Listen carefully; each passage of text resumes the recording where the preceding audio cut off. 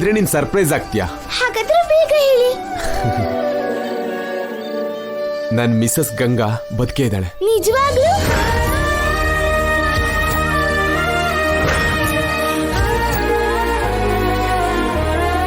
S ಬಂಗಾರ. ಎಲ್ಲಿದ್ದಾರೆ?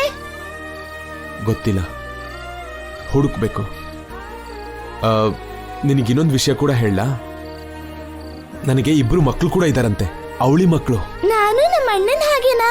ಹೌದು ಬಂಗಾರ. ಅವಳು ಗರ್ಭಿಣಿಯಾಗಿದ್ದಾಗ್ಲೇ ಅವಳಿ ಮಕ್ಕಳು ಅಂತ ಗೊತ್ತಿತ್ತು. ಹೆಣ್ಣು ಮಕ್ಕಳು ಗಂಡು ಮಕ್ಕಳು ಗೊತ್ತಿಲ್ಲ. ಕಂಗ್ರಾಟ್ಸ್ ರೀ. ಥ್ಯಾಂಕ್ ಯು ಬಂಗಾರ. ಅವ್ರು ಯಾವಾಗ ಬರ್ತಾರೆ?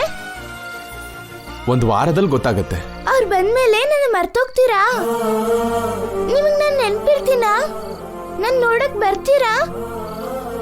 ನಿಮ್ ಮನೆಗ್ ಕರ್ಸ್ಕೋತೀರಾ?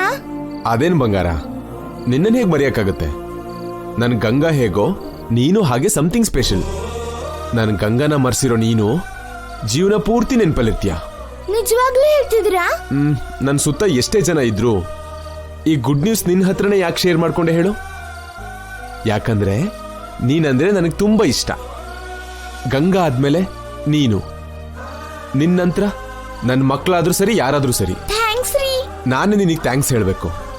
ಮೊದಲೆಲ್ಲ ಗಂಗಾ ನಾನು ರೆಗ್ಯುಲರ್ ಆಗಿ ಈ ಸ್ಪಾಟಿಗೆ ಬರ್ತಿದ್ವಿ. ಐಸ್ ಕ್ರೀಮ್ ತಿಂತ ನಮ್ ನೋವು ಸಂತೋಷನ ಹಂಚ್ಕೋತಿದ್ವಿ.